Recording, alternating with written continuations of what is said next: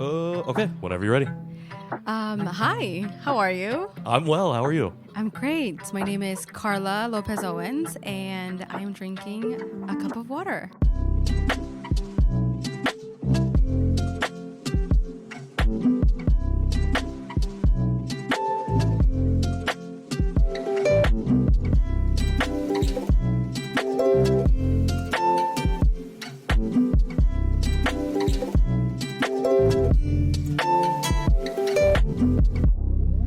Is water generally your go-to beverage of choice?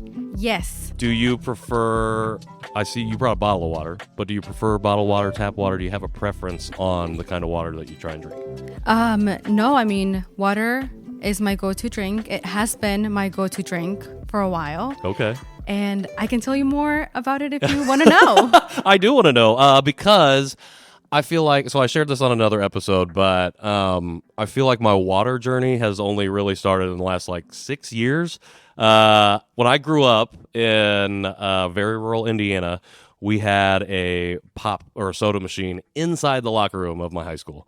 So I kind of grew up on bottles of Pepsi, and then it took me a really long time to that went to Gatorade, and then in college I drank a lot of alcohol, unfortunately. But then my wife has always been a big water drinker, always carried around a big bottle. And I think just seeing her model that behavior really lended itself to me being like, okay, I think I need to be drinking more water. So I know water is just generally overall good for you, but you said water's always been go-to drink of choice. Is there something rooted in specifically the water? Well, I think I'll kind of go back into when I started to really appreciate water. Sure. And so before I worked in public service in local government, I worked in immigration. Okay.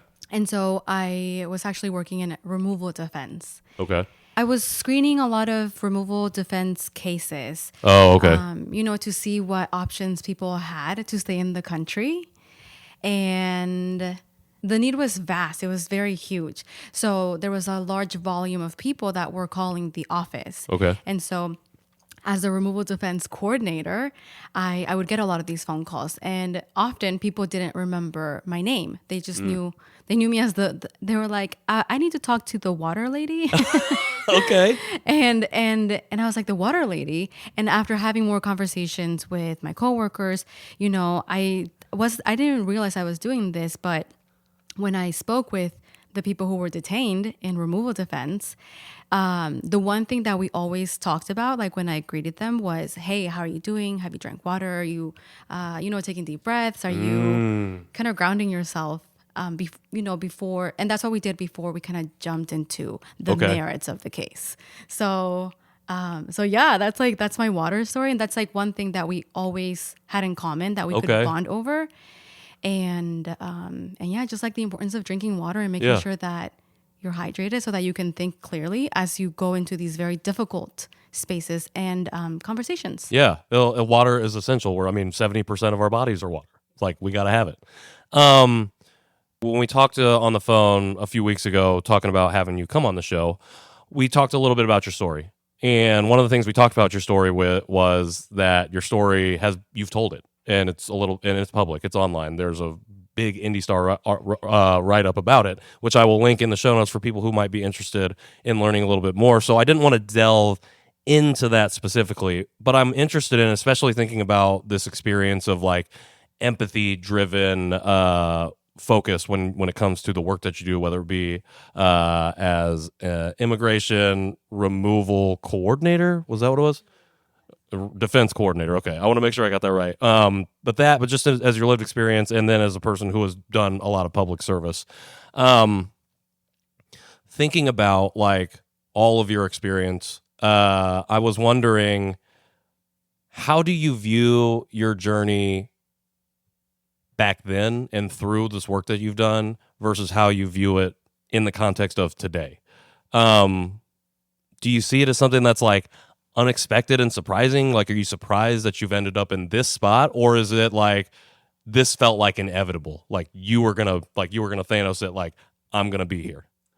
I think it was a mixture of both things, maybe you can relate to this. I don't know, but I always talk about the upbringing of immigrant children in the United States of America and the very like unique role that we get to play with our families, with our parents, with our communities, and how we kind of become this resource, this bridge from a very early age because we,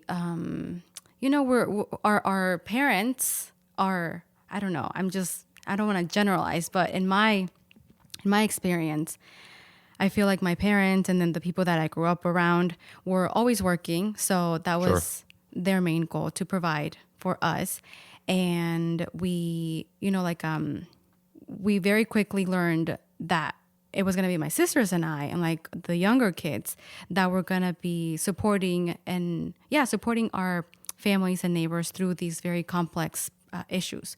So being bilingual was one of those. That's one of the things that I always like lean back into, or that I always use as a reference. But growing up bilingual, we were always dependent upon either by our school or by our parents. Like just, there was this expectation, extra layer of responsibility kind of placed on your shoulders.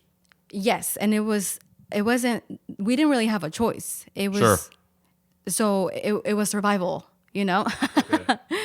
So yeah, I think by default, I just grew up being a helper and like needing to know what is happening on the outside world so that then we could then make sure that our parents were navigating these waters in the best way that they could. Yeah. I think like you said, it's a mix of both like, well, it's survival. It's not surprise. It's not like inevitability. It's like, it's inevitable because surprising shit would happen all the time and you'd have to do whatever you had to do to manage that and get around it.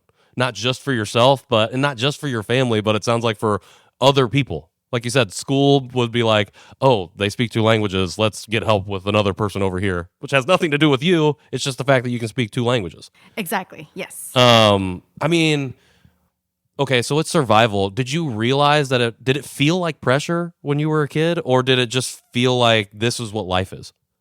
It wasn't pressure at all. It wasn't pressure at all. I had a lot of fun with it. Okay. I was confused Sure. a lot because I did my best. Yeah. But, there were times where, I'll give you an example. Maybe we were at the doctor's office and we had to translate what the doctor was telling to whoever we were there with, my aunt, my mom. And I think we struggled with that because we did our best and we didn't always do it wasn't always accurate, but sure.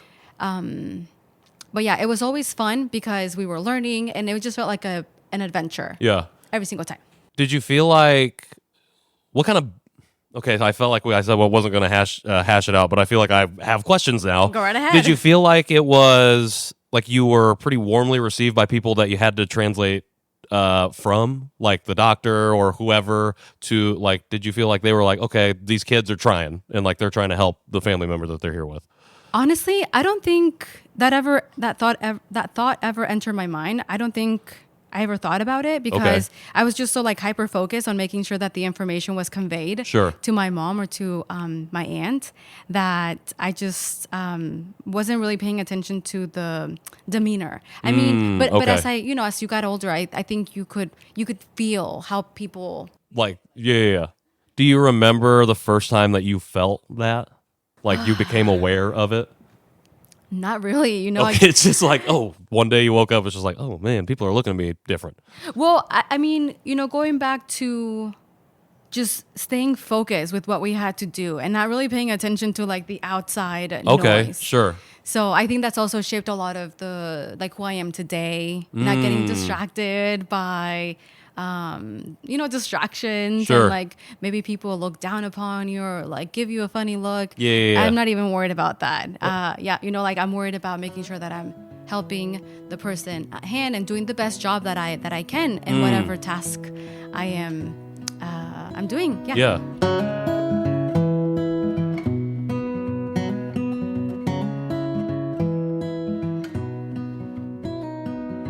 Okay, so on this line of like thinking of becoming aware of stuff and just like, I guess it was just always there and just one day it was. I feel like a lot of your lived experience is political in one way or another, whether by circumstance or by just literal fact on a piece of paper.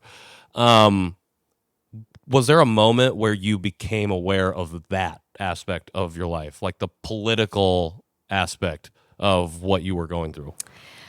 Like maybe as an adult, I started to appreciate certain things more than before. But when you're a kid, sure, it's different. Yeah. And just to contextualize the conversation, Sure. I'm an immigrant. I was born in Mexico. I grew up in Mexico, Cuernavaca, Morelos. That's where I was born. And I lived there until I was 8 years old. And by all accounts, I felt like I had a great life. I was happy. I was with my aunts, with my uncles, with my cousins, with my grandparents. And we lived in poverty, but we always figured out a way to make it work, to Sure. figure it out. So we were hungry and we didn't have the means to have the best like clothing or books or food, but we always figured it out, right? Yeah. And like I was mindful of the circumstances that we lived in, but I don't know that I fully appreciated the political implications of that, right? So Sure. then when we came to the United States of America, again, it almost felt like, okay, here's this other journey, here's this new place, this new location, let's figure it out here too. Yeah. So yeah. So you talked about, this was something I didn't even think about, but you talk about not thinking about the political implications of your life in Mexico. Like when you reflect on that now, what are those political implications? Because I think like a person just who randomly grows up in Indiana probably doesn't understand what that means. Like the political aspect of your situation that would have led you to come here in the first place. Totally. And if you don't feel like it's relevant, you don't have to share. For sure. I don't feel like it's relevant. It's always relevant. Oh, 100%. Let me tell you, okay? Let me tell you. The North American Free Trade Agreement was signed into law in 1994. January 1994, okay? Speak to us. Okay. So the passage of NAFTA, I think, caused a lot of upheaval, a lot of instability, disruption into the flow of workforce, of the fabricas, the factories, and what that looked like for Mexican workers in Mexico. Okay. So prior to 1994, my mom had a really good job. She was working at Baxter, which I believe is the equivalent of like Eli Lilly. I believe Baxter is still open in business. Yeah, still up and running in some capacity. It's a medical. Baxter, you said? Yeah, Baxter. Okay. And she had a great job. She had a great job. And I think before NAFTA, my mom had like a path forward as a working class woman, And I legislation like NAFTA that causes a lot of instability and comes at the expense of workers, not just in Mexico, but in the United States of America, is one of the driving forces, right? Labor is one of the driving forces. So I think that really, it was after 1994, passage of NAFTA, that we came here in 1999. So my mom was working as she lost her job at Baxter. Mm-hmm. She started working in a kindergarten where we went to school, watering plants. Okay. Because that's all the work that she could find. And she made the equivalent of $2 a day. And that was not enough to feed my sisters and I. So, looking at us and facing the reality that facing the current reality. Yeah. My mom made the decision to bring us to the United States of America. So, to answer your question, yes, there are always political implications. For sure. Well, hearing you talk about how NAFTA really disrupted a lot of like working class Mexican families in homes and created what I'm now like connecting the dot of like this quote unquote immigration crisis and like people coming over the border illegally, like that has a huge like part to play in this narrative. Like how much parallel do you see in like what people are experiencing right now when, especially in like relationship to the lived experience of your own family in Mexico? So that is a very loaded question. Yes, it is, because it's like they're two different places, two different economies, and I want to and I guess the connection I would be how, well, I don't know. I'm gonna let you take it. Yeah, I mean, I think this can go in very many different ways, but I want to make sure that I have my facts right. And I want to start by emphasizing that the crisis that we're seeing right now didn't start under the Biden administration. It didn't start under the Obama administration. It didn't start under the Bush administration. It started decades and centuries ago, centuries that laid down the groundwork for what we're seeing right now. So it's just this cluster of lack of comprehensive immigration reform, which means that the what you and I are experiencing right now is because we don't have that comprehensive immigration reform. Sure. And where we had the opportunity to get something enacted, get something into the law that is not an executive action, that it's not an executive order, and that can be erased with, at the snap of... Okay, I digress. Anyway, the crisis started centuries ago, decades ago. I will just say, like, when you said centuries, I was like, here we go. We're speaking my kind of conversation, because if we're really going to talk about like what's happening today, we have to talk about the way this country was formed in the first place. And so when you're talking about the ingrained, like, built upon system and structure that we are currently experiencing, it's because the foundation of the country that led to these systems is what it is. Based on displacement and genocide and displacement, and then it's based on, like, you're talking about going back centuries. I instantly thought about the Chinese Exclusion Act. Like, it's literally our immigration policies were founded upon dehumanization and then literal exclusion, and which would take multiple decades to walk back slowly. And like, I don't even think I think if memory serves me correctly, the most comprehensive immigration reform that we ever did was in '65, was it not? With the Immigration and Nationality Act. Yeah. Right around the same time as civil rights is going on. So you can link these two things, or you can link struggles together. Like, and then from there, well, we can get into the weeds of it. But yes. Like, I totally agree. It's not, this didn't just happen when Trump was first in office in his first term. Like, the rhetoric the things that he's talking about at that time are rooted in history, in centuries of the history of this country. Exactly. And we have, as you mentioned, we have an immigration system that historically has given preference to wealthier people, to white people. Yes. We're just saying it out loud right now. We're just being very loud about it right now. Well, that's it's historical facts. Sure. Well, that's what I'm saying. Like, it's like I feel like what this current administration is doing is they're like literally just speaking it, when in history it's been written on the page, and we don't really just talk about it as like, oh, this is how we do it. It's like now they're being like, they feel so emboldened to just do it, and people are confused or surprised when in reality, like you said, this is history. Yeah. Like, this is our history. Exactly. So like, when some people are confused, I can guarantee you that a majority of the country is not confused because they've had to live it. Exactly. And so it's not black and white. Right. Immigration is not black and white.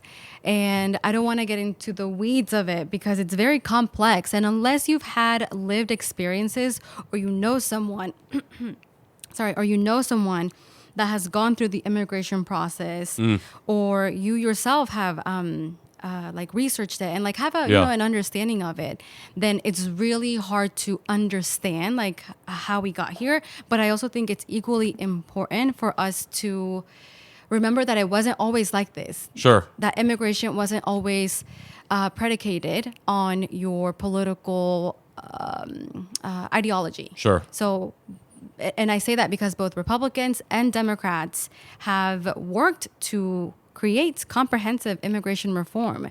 And so what we're seeing right now is so far off from where we've been that, I mean, it's demonic, it's horrific, it's dehumanizing. And like you said, it's coming at the expense of not just the American people, or maybe I said this, it's coming at the expense of the of American people, but also just rooted in the exploitation of human suffering. Yeah. Ultimately. You said like it's not been like we haven't it's not been like this before, quote unquote. Well, why do you think it's just from your perspective? Like, why do you think it's just ramped up in this way? Like, why are we? I mean, I feel I can make a lot of like assumptions and guesses, and I feel like they'd be fairly informed and educated. But like, just from your perspective, why do you think we're swinging so far in the other direction of embracing people or not embracing people because they might come from somewhere else? Oh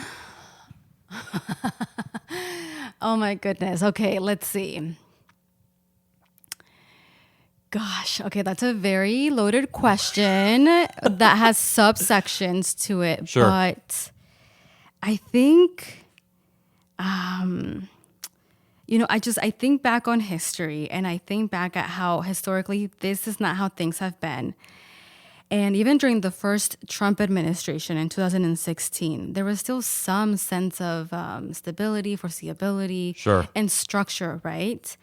And under the current presidential administration, we have this dictator that is just pushing this very poisonous version of America. And I think in order to sell this poisonous version of America, he needed to invent an enemy. And I think that's where the immigrants come in. Like, we're the other. We are, but he's just taking it to a whole other level, to the extreme.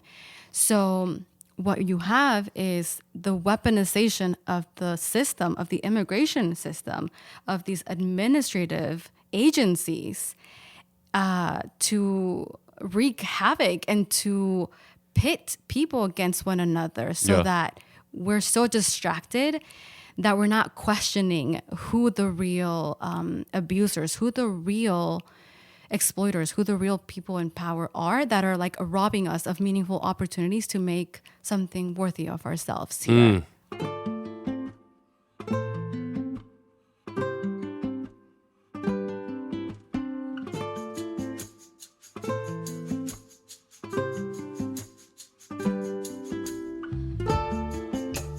Talked about like first term, it felt like there was still some semblance of structure. Yeah. And I just was reading an article about how the reason it feels like there's more chaos, more just like randomness is because the Attorney General, the Department of Defense, like the people that sat at the heads of those positions had some of that integrity to like maybe be like, okay, like even Bill Barr, as horrible as he was at his job, at some point was like, that's fine. I think we've went far enough.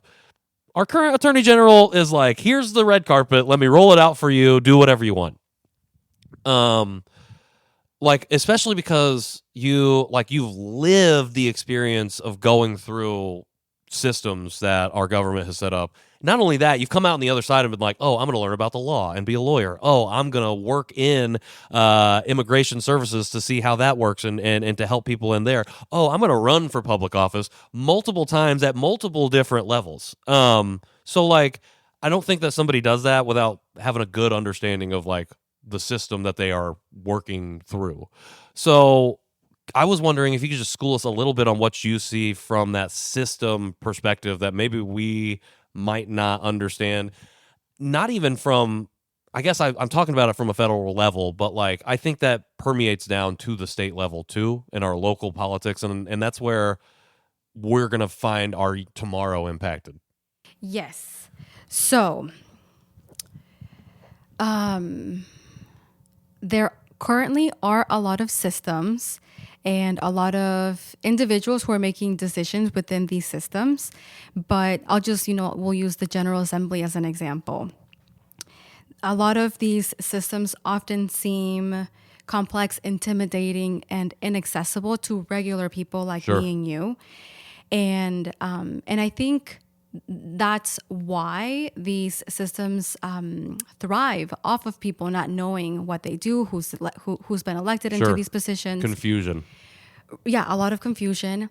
And so my hope is to demystify what being involved is all about. Sure.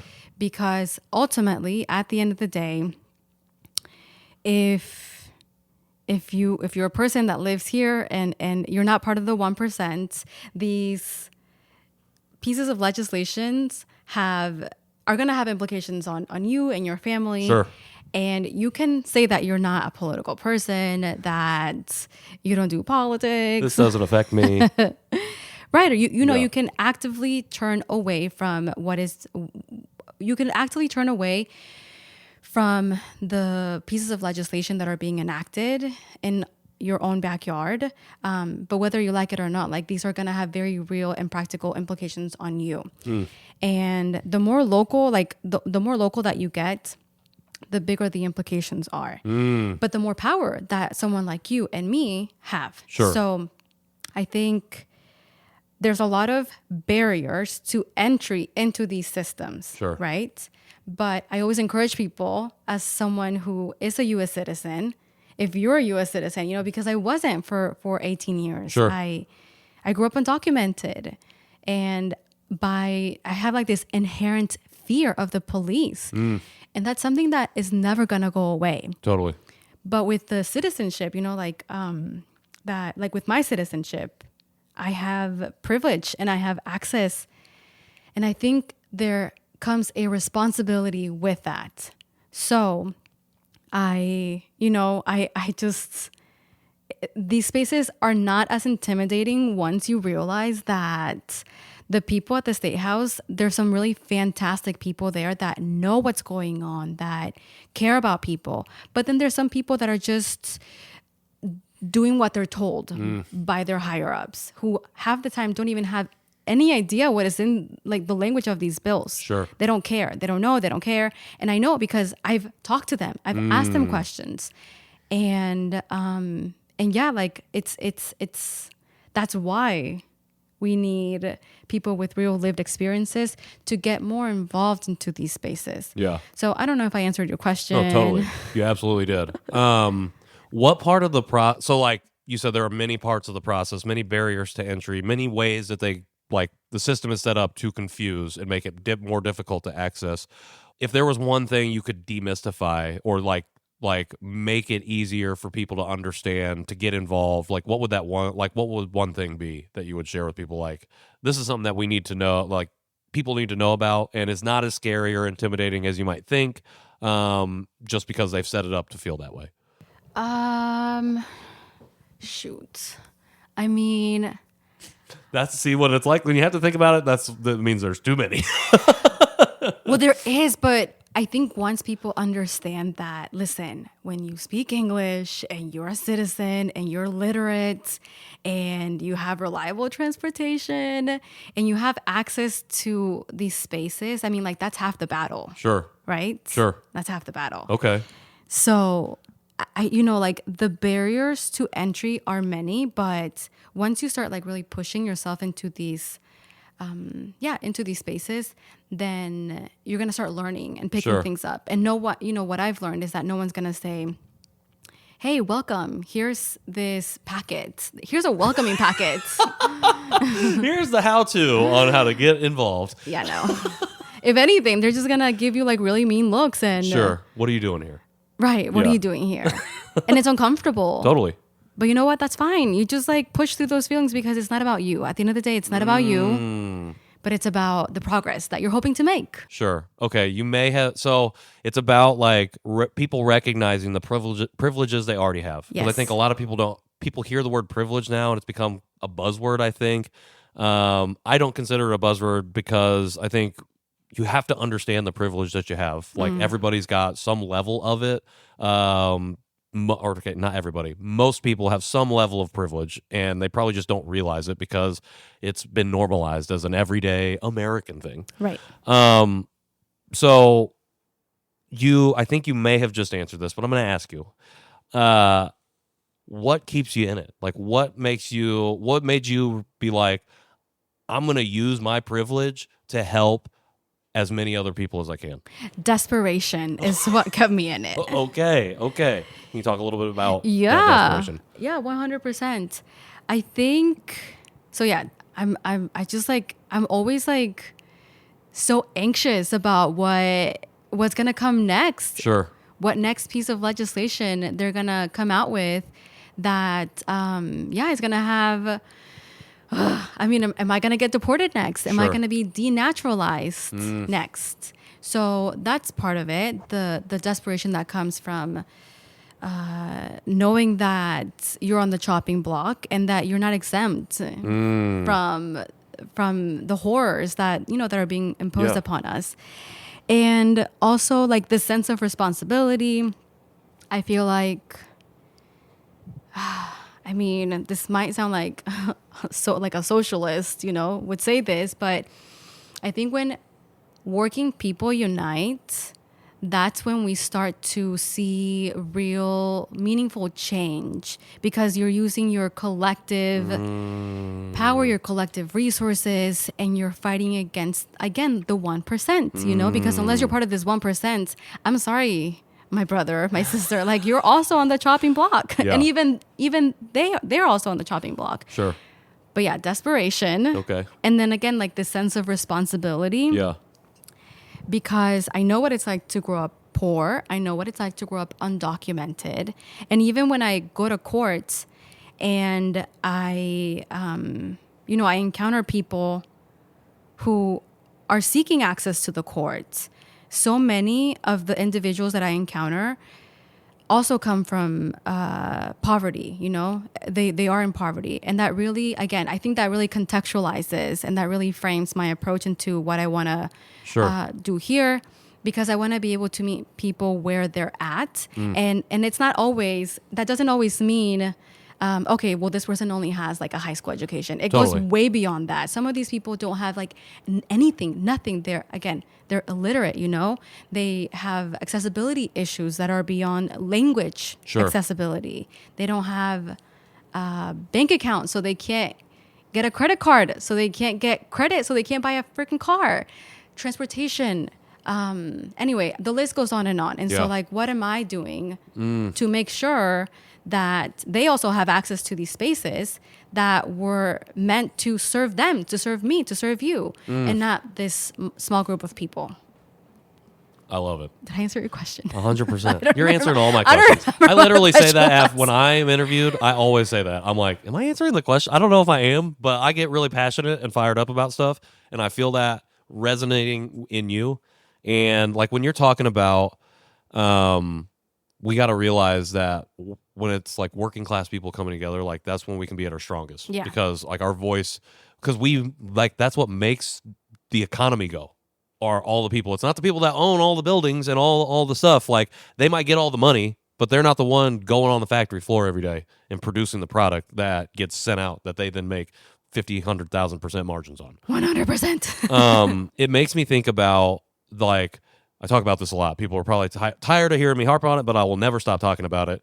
I identify first as Asian American and then as Korean because of my adoption and stuff related to that. But one of the reasons I feel so strongly about calling myself Asian American, identifying that way, is that the term Asian America or Asian American was born in the 60s on UC Berkeley campus by two Asian students there who were trying to figure out how do we better support the Black Panther Party, Black people, and the civil rights movement.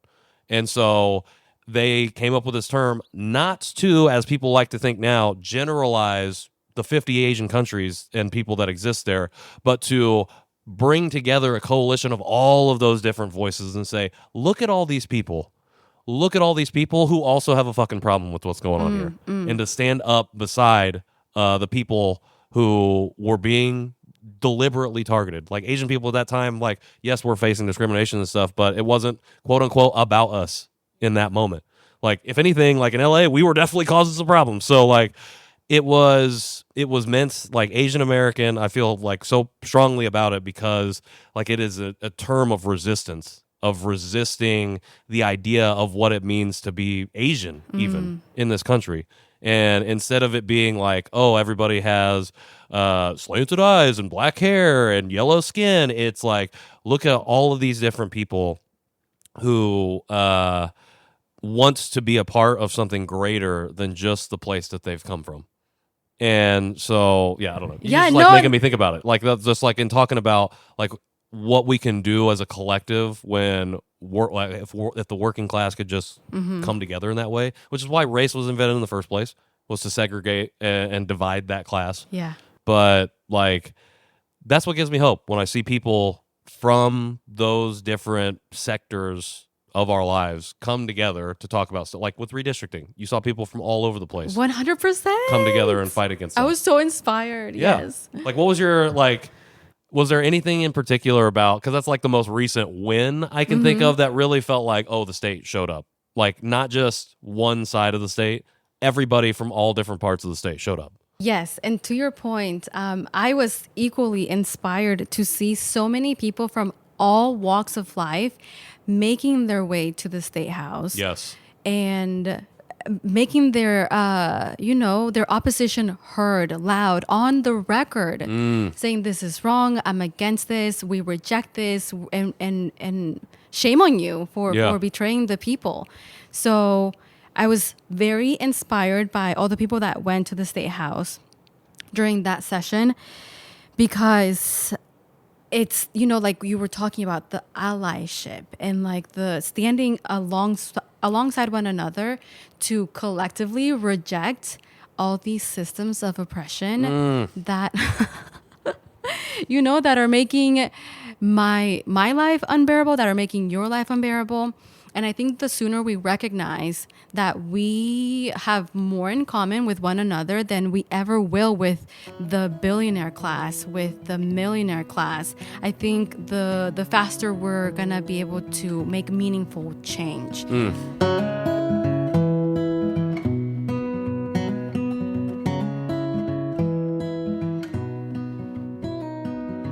What makes somebody a good community member? I think it depends on the community that you're a part of, but okay, I like it. I would start out with saying, as first and foremost, I want to see someone as a person before I see them as anything else. This is a person that has hopes and dreams and aspirations and that has feelings, and then how do we build from there? Like what do we have in common first? Sure.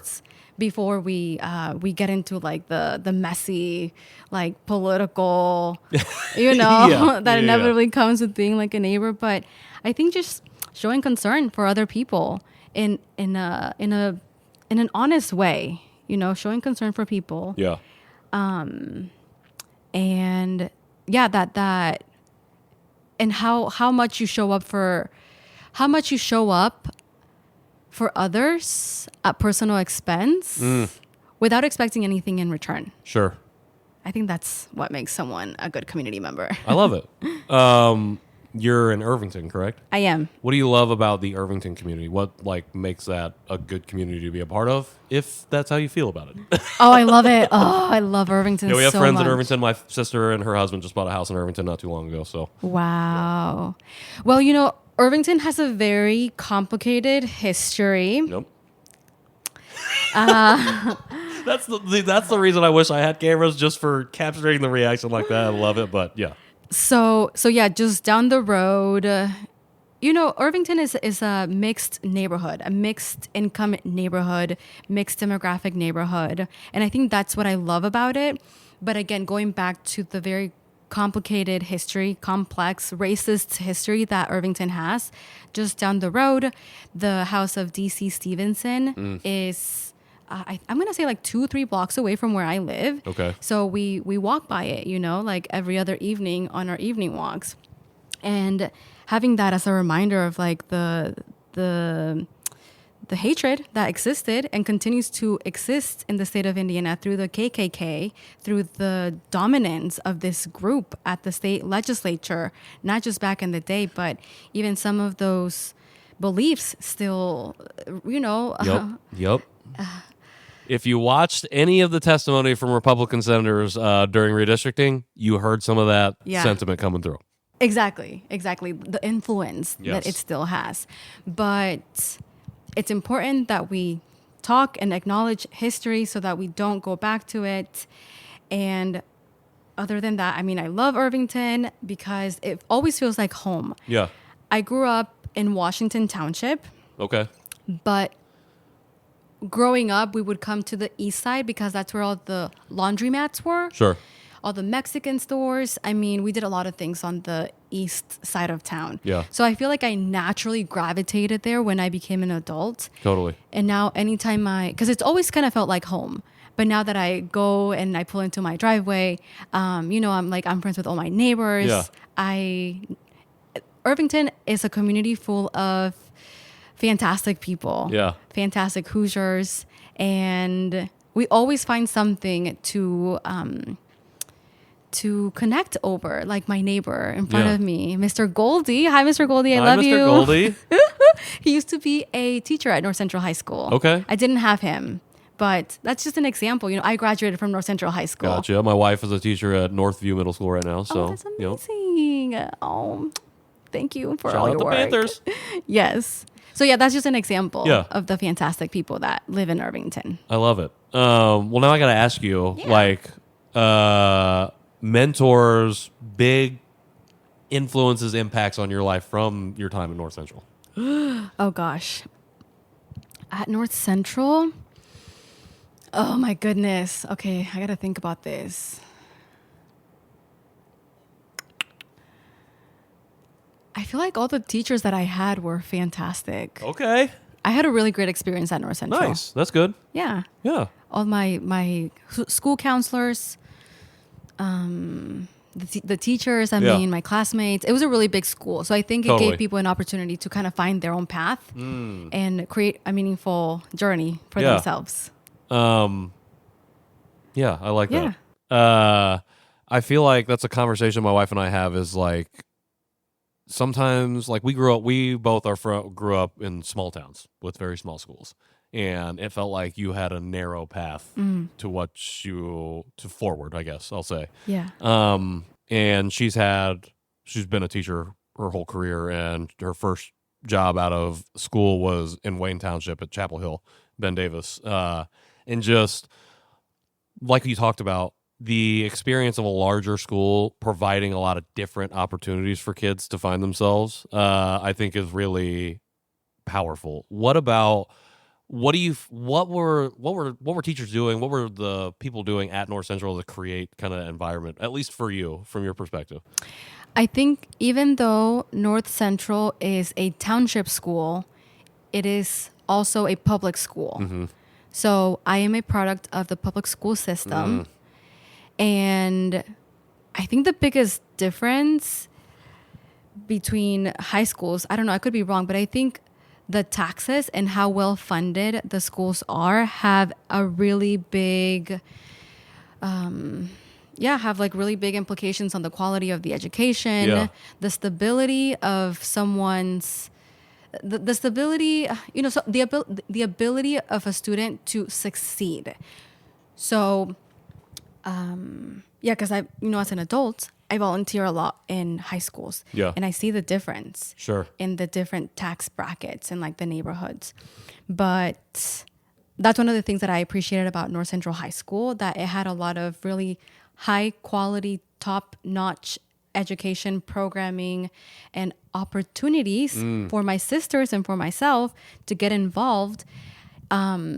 And I think that, if it wasn't for the education that I got at North Central, I don't think I would have felt as prepared going into college. Sure. Because I went to a different school every single year of my life, with the exception of high school. And even getting into North Central was hard because my mom initially didn't qualify for a loan to live in Washington Township. So this is before before anyone could go to Right. school anywhere. But my mom saw and understood the power of Yeah. staying at North Central in Washington Township. So she figured it out. She got a loan. We got a house. And shout out to my mom, who's the OG. OG. Love you, Mickey. Because of her and because of that commitment to keep us in that township, we had stability. Yeah. And we had North Central, and we had just like this landing space. Yeah. That really prepared us for college and beyond. For sure. So North Central creating, or maybe not creating, but really solidifying the foundation. Yes. That's kind of led you to this point. Yes. Um, I love North Central. I have so many amazing things to say about it. okay. What do you want to say any more of them? Say them. Shout out North Central. Oh, North Central. No, I had a really fantastic experience. And I know that my sisters did as well. Yeah. But I never felt like I was the other. I never felt like I was, because I grew up as an ESL kid, Sure. English as a second language kid. And at North Central, you were just, Karla that went to this class and went to that class. And you were never made to feel less than what, in the way that you were made to feel in other spaces. Yeah.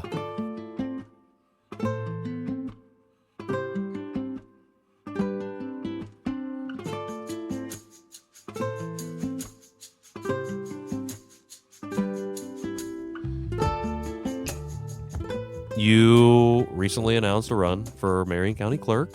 Congratulations. Thank you. First off, can you tell the people like what that means? Like, what does the Marion County Clerk do? Yes. So on its face, it's a very administrative office. Sure. Okay. So they are the official record keepers of circuit court records. Gotcha. Okay.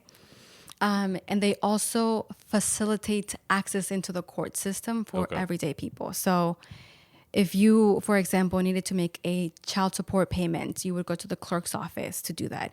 If you needed to collect money on a judgment that you were awarded, you would go to the clerk's office. You needed a certified document, you would go. It's a very public-facing office. Yeah. Very administrative. But then on the other side, the clerk also has responsibilities in overseeing countywide elections. Okay. Because the clerk serves as the secretary with the Marion County Election Board.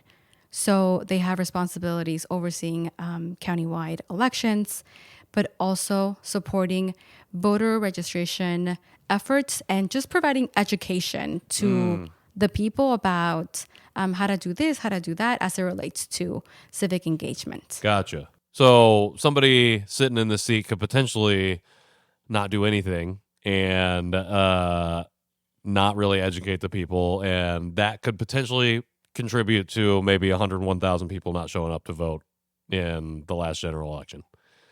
That's just abysmal. It's like, it's so embarrassing to think about.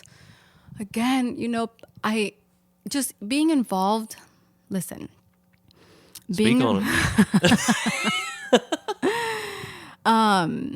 having been involved not just with grassroots organizing and not just with grassroots organizing, but politically engaged efforts for the last 15 years, I always hear the question, from the established Democrats, from people that have been around for a really long time, why are people not coming out to vote? What can we do? Oh, I don't know how to fix this.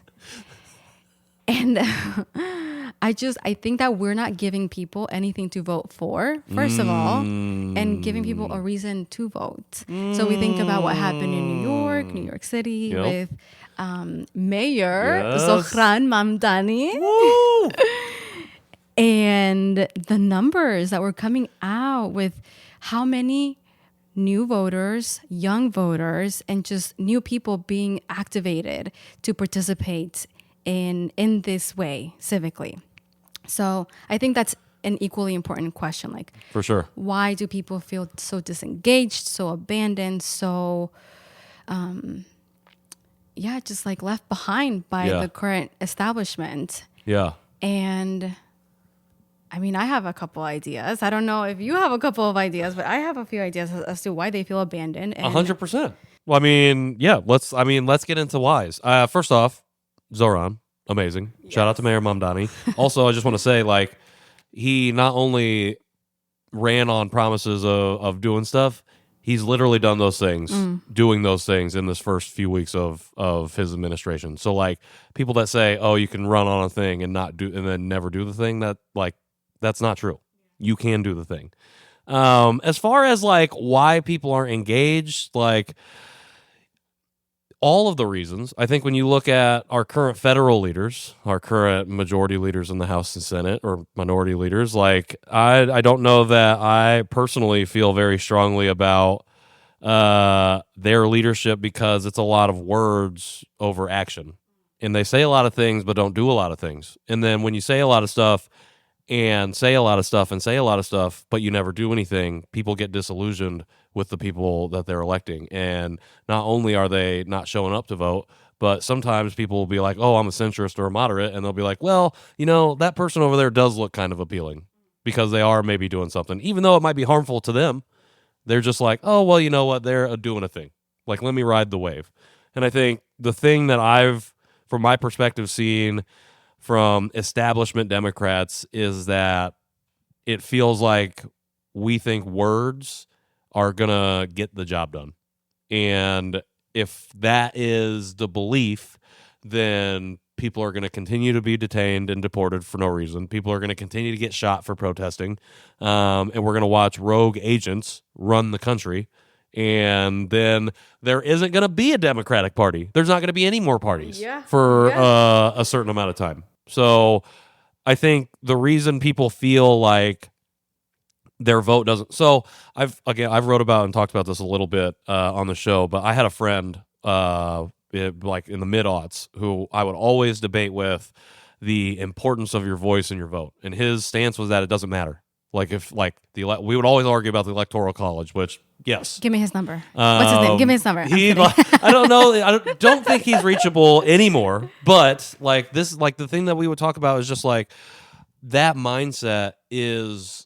It's easier for people to buy into my voice doesn't matter than it is to see the impact of their vote and voice. And like for a long time, I didn't really have, I felt like what would be considered good factual anecdotes or data to like point to. I wasn't as good of a researcher as, I'm not a good researcher now, I don't think, but I wasn't as well versed as I was then. And now, I mean, I can point to redistricting because it was so recent, but like that really showed me and solidified to me like this is why it matters, like, and you can affect change. And then during that time is when I had Senator Hunley on, and she said she dropped the 101,000 300,000 statistics, and like I've not forgotten that. Like clearly I've just referenced it. Like, like I'm like, why are so many people not showing up? And it's because it's so much easier to buy into it doesn't matter than it does. But when you buy into the fact that it does matter, like shit actually happens, and like for the better. But if we believe that it doesn't matter, things only get worse. And then when we ask the question, why is this happening? We don't really have anybody to blame but ourselves. Well, that's not true. But like at the end of the day, like we can do something. And if we don't, then it kind of diminishes our complaint. Right. But we also have to give people something. The reason to vote for them. Yeah. And people are tired of speeches. The reason Zoran is doing so well is because he utilized like he knows how to speak. He knows what people want because he was listening to them. He was in the streets well before he ever sat in office. That's the thing. Like he was doing organizing. He was rallying for causes well before he was ever elected to the city council in New York. Like he was doing stuff well before then. And so people that are surprised or that are confused by his rise shouldn't be, because again, we talk about history, like his history, he's rooted in this.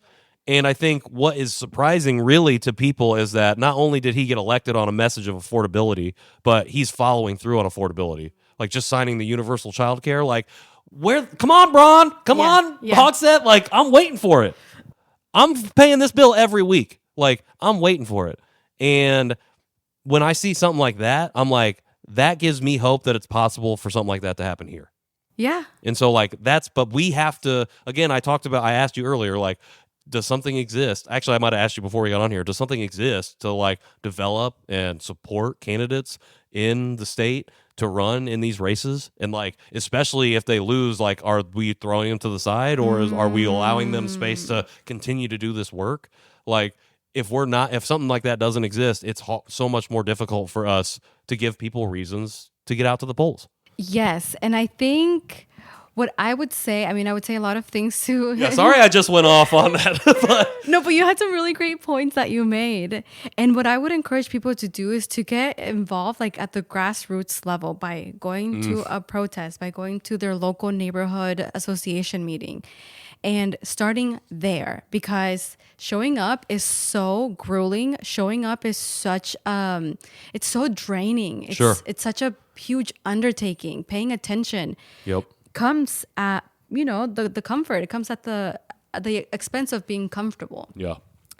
But that's how you start to, I think that's how you start to feel more informed, and that builds confidence, and that whatever anger, whatever frustration, whatever anxiety that you're feeling, you're going to feel a lot more equipped to channel that energy into something that is productive, that is positive, that is countering the current trajectory that we're heading in. And I mean, what's more powerful than that? Yeah, 100%.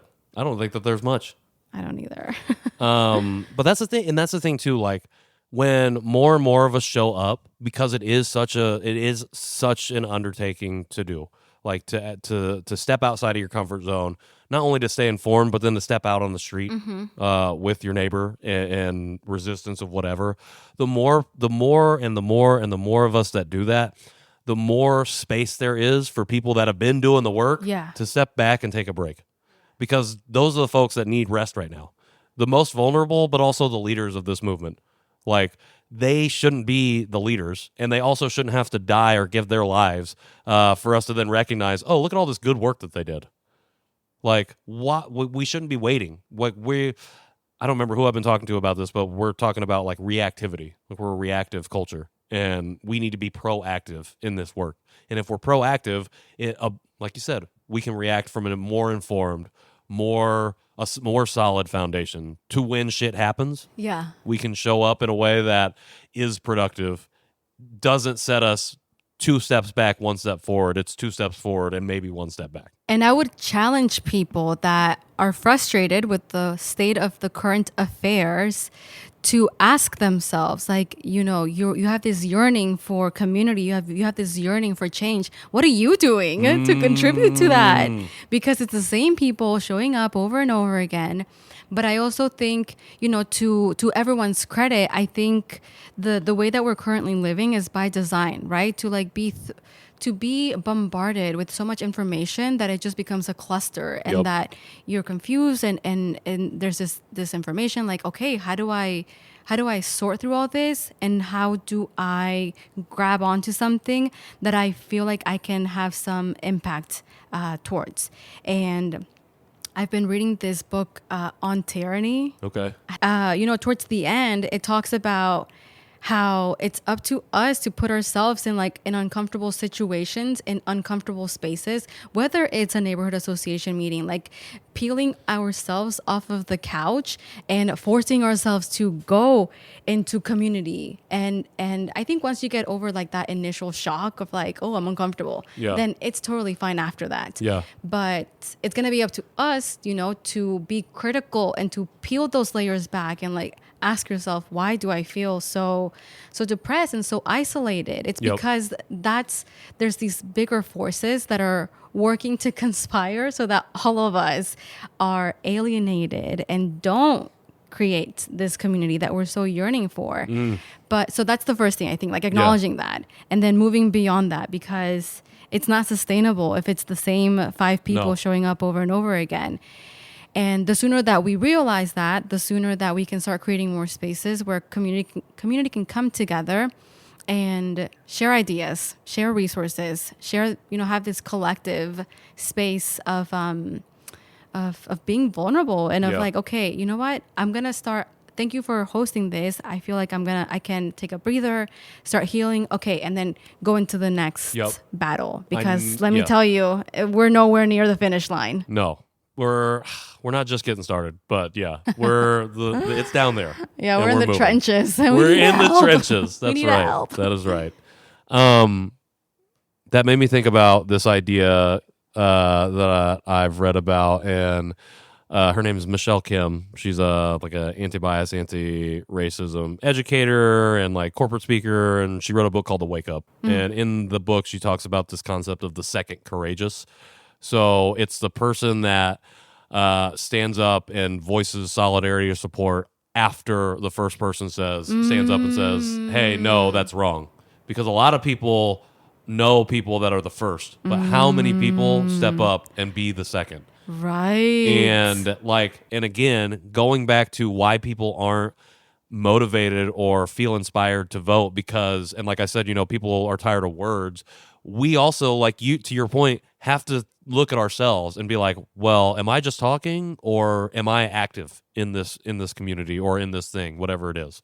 And part of that activity is going to those meetings, and part of the journey, part of the next steps towards being more active, getting more uncomfortable, and getting comfortable with that is supporting somebody who you didn't realize or don't even know, but you know that you are resonating and you support the thing that they say. Because you also know how hard it is to stand up by yourself and be the lone voice of dissent. But how much more powerful is it when it's not the lone voice of dissent, but it's matched and met with other people who support that same thing? I love it. Yes, 100%.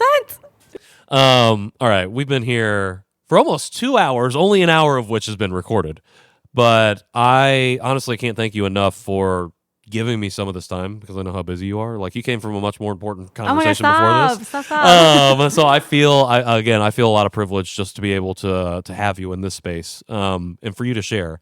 So I don't want to gloss over that you are running for the clerk's office. Tell people how we can best support you, like what you got coming up next, everything that we need to know as you kind of move forward in this campaign.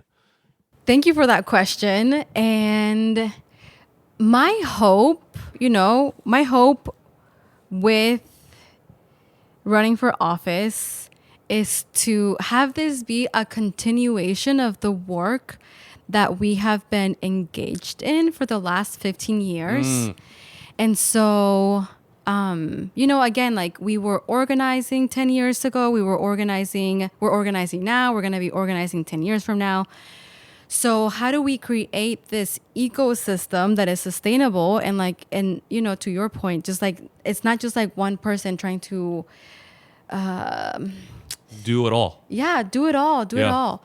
So it's my hope, it's my aspiration to get as many people engaged, activated, and encouraged to be civically present, not just in their own backyards, but transferring that into, beyond the local spaces, the state spaces, and to the federal. Because right now, all of us should be working towards the midterms. Sure. And getting control back of the House and creating some sense of stability so that we can start focusing on, like, okay, what do we need to do to what do we need to do to reverse course and get some of this chaos out of here? So anyway, I digress. My hope through this campaign is to bring as many people along and demystify what it's like to enter into these spaces, and hopefully create opportunities that are transferable beyond this campaign. So we're having a lot of volunteer trainings. And again, it's just like a modification of the work that we've been doing, right? Whether it's registering people to vote, whether it's helping someone with their absentee ballot, whether it's supporting someone through their, they just became a citizen and they've never voted before. So they want to maybe run for precinct committee person, but because they don't have that primary Democrat vote or Republican vote, whatever the case, they can't under the rules, they don't automatically qualify to Okay, run under gotcha. that certain ticket. So how do we help them figure out what options exist for them to be able to, be a precinct Yeah. committee person? Shout out to that person who's just like, hey, I became a citizen and now I want to be part of the action. Shout out to them. Exactly. So I post a lot of things on my personal page, which is Karla with a K, Lopez Owens. And because I'm involved in a lot of different things, I kind of use that as like my landing page on Instagram mostly, but also on Facebook. Sure. But then I connect, if it's work through the Latino caucus, Yeah. or maybe it's through, this campaign, or I'm collaborating with another organization, because my hope is to continue amplifying these causes, these efforts beyond this campaign. Totally. Yeah. Because this is just the next step on the journey. Like you said, in 10 years from now, you're going to still be doing the work. Right. Well, hopefully it's different work, but like it's still in line, still part of the same lineage of organizing and work that you've been doing. Yes, exactly. Yeah. I'm excited for you. Thank you. I am too. It's going to be a very hard but very fun road ahead. Yeah. Well, 2026 is going to be the year of Indianapolis choosing change, I think. And I think you've been a big part of it already, and you're going to continue to be a big part of it. And I appreciate you letting me be a small part of that journey. Thank you for having me. I had a great time. Thank you. All right. We're all done. Go team, go. Go team, go.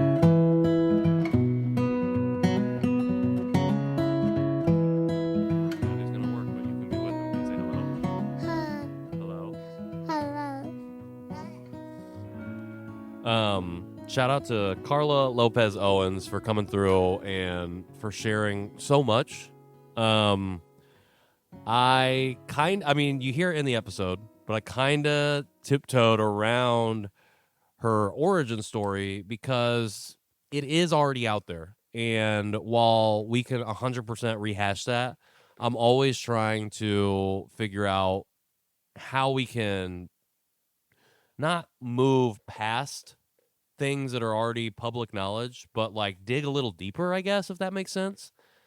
And I really appreciate Karla for stepping into the kitchen and for taking on the challenge of parsing through my questions and digging deep with me. It means a lot. And I think, again, I said it in the episode, but she not only has been doing this work for 15 odd years now, but has been creating and making so much impact, not just in her specific communities, but in the city as a whole.